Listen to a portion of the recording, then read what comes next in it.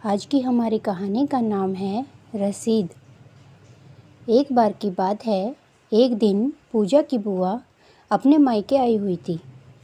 जब वह अपने ससुराल जाने लगी तो उसने अपनी भतीजी पूजा को 50 रुपये दिए और कहा, बेटी अपने लिए कुछ खाने की चीज़ ले आना। और फिर पूजा की बुआ चली गई।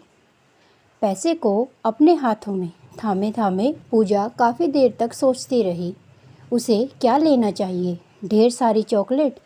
नहीं, चॉकलेट ठीक नहीं रहेगी। माँ कहती है ज़्यादा चॉकलेट खाने से दांत खराब हो जाते हैं। या फिर गुड़िया? नहीं, वो तो मेरे पास पहले से ही है। पैसे क्यों खर्च करने, ये ठीक नहीं। वह सोचने लगी कि और फिर क्या ठीक रहेगा। जीन्स वाली पैंट तो 50 रुपये में तो आएगी नहीं। उसी समय उसे पड़ोस की उसकी एक दोस्त अंजलि के पास रखी पप्पी बैंक याद आई। पप्पी बैंक एक खिलौने वाली गुल्लक थी। चाबी भरकर जब उसमें कोई सिक्का रखकर उसका बटन दबाया जाता था तो उसमें हलचल मचती थी। उसमें एक कुत्ता नज़र आता था जो बाहर निकलता और वापस अपने घर में जा छुपता था। कुत्ता अपने पंजे से सिक्के को अंदर कर लेता था। उसे असमंजस में पड़ी देखकर माँ ने कहा, पूजा बेटी, यह नोट इधर लाओ, इसे मैं अपने पास रख लेती हूँ। बाजार चलना, मैं इससे आपके लिए कुछ अच्छी पुस्तकें खरीद जिनसे आपकी जानकारी भी बढ़ेगी। हाँ, यही ठीक रहेगा माँ। वैसे बुआ जी ने इसे मुझे कुछ खाने पीने के लिए दिया है, लेकिन मुझे आपकी बात सही लगती है। मैं इससे विश्व प्रसिद्ध वैज्ञानिक वाली पुस्तकें खरीदूंगी। ठीक रहेगा ना माँ? पूजा ने कहा। ऐसा लगता था कि शायद माँ की सलाह से उसकी असमंजस दूर हो गई थी। देख लेना, आपको जो पुस्तक अच्छी लगी ले लेना। हो सकता है दुकानदार जो पुस्तक दिखलाए उनमें से आपको कोई और पुस्तक पसंद आ जाए, माँ ने कहा। उन्हें इस बात की खुशी थी कि पूजा को उनकी पुस्तक वाली सलाह पसंद आ गई थी। अन्यथा उन्हें लगता था कि कहीं पहले की तरह पूजा बुआ के दिए गए पैसे से कोई ऐसी वैसी चीज़ लेने की जिद न करे। पुस्तक से उन्हें भी लगाव था। वह कई मासिक वार्षिक पत्रिकाएं मंगवाती थी। इन पुस्तकों में पूजा और उसके पापा की भी पसंद सम्मिलित थी। अखबार तो उनके घर नियमित रूप से आता ही था, वहीं पत्रिकाएं भी दे जाता था। अपनी माँ की बात सुनकर पूजा चुप हो गई थी। उसने पैसे अपनी माँ को दे दिए। माँ और पूजा के बीच इस बात की सहमति भी बनी थी कि शनिवार की शाम को बाजार जाकर पुस्तक खरीदी जाएंगी।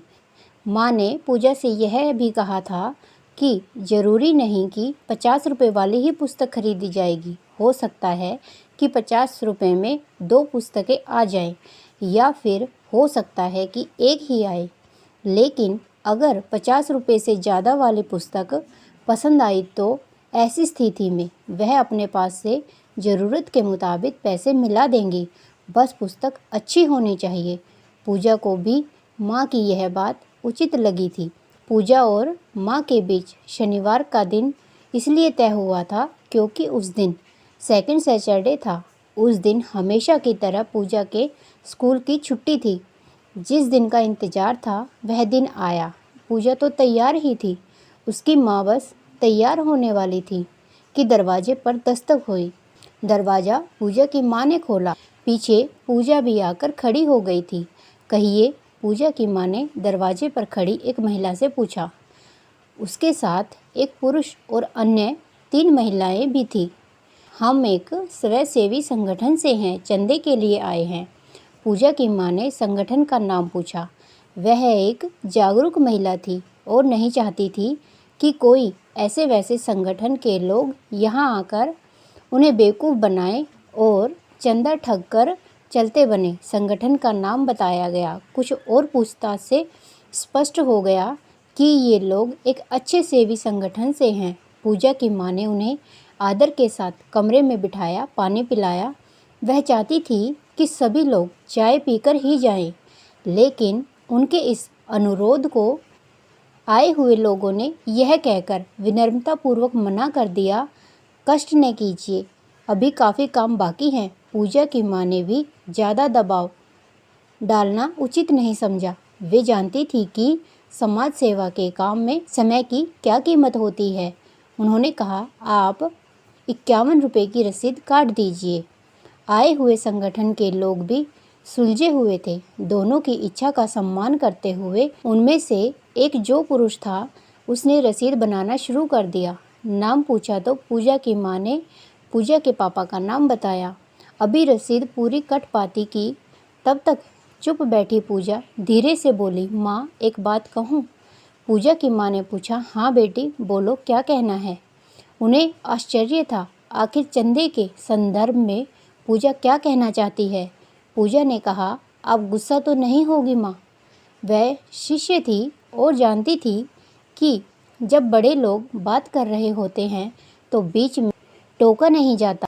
वे जो 4 लोग आए हुए थे, उन 3 महिलाओं में से एक जो सलवार कुर्ता पहने थी, उसे भी आश्चर्य था कि आखिर यह छोटी सी बच्ची क्या कहना चाहती है। तभी पूजा की माँ कहती है, नहीं नहीं बेटा बोलो, क्या कहना चाहती हो? उन्हें अपनी गाइडलाइंस पर इतना भरोसा तो था कि पूजा कुछ ऐसा वैसा नहीं कह सकती। तभी पूजा ने कहा, मैं चाहती हूँ कि चंदे की धनराशि 101 रुपये हो। इससे पहले माँ कुछ कह सके, पूजा ने पुनः कहा, माँ मेरे 50 रुपये आप अपने 51 रुपये में मिला दें। माँ अवाक हो गई। उन्हें तो स्वप्न में भी आशा नहीं थी कि पूजा स्वयं के खर्च के लिए मिली धनराशि चंदे के रूप में भी देने के लिए तैयार हो जाएगी, वह भी अपनी इच्छा से। फिर पूजा की माँ ने पूजा की इच्छा पूरी कर दी। संगठन के लोग भी सारी बात समझकर खुश हुए और 101 की रसीद माँ को थमाकर चले गए। जाते जाते वे यह कहना नहीं भूले थे कि पूजा के दिए 50 रुपये उन्हें हमेशा याद रहेंगे। फिर उस दिन का बना प्रोग्राम टल गया और फिर पूजा की माँ ने कहा था, चलो चलते हैं, तुम्हारी पुस्तकें मैं अपने पास से दिलवा देती हूँ। लेकिन पूजा ने मना कर दिया। उसकी इच्छा थी कि वह कुछ दिन तो इस एहसास को महसूस करे कि उसने बुआ जी का दिया खरा नोट एक ऐसे काम के लिए दे दिया था जो चॉकलेट पुस्तक की खरीद से भी ज़्यादा श्रेष्ठ था। आपको हमारी कहानी अच्छी लगी है तो वीडियो को लाइक करें, शेयर करें और चैनल को सब्सक्राइब करें।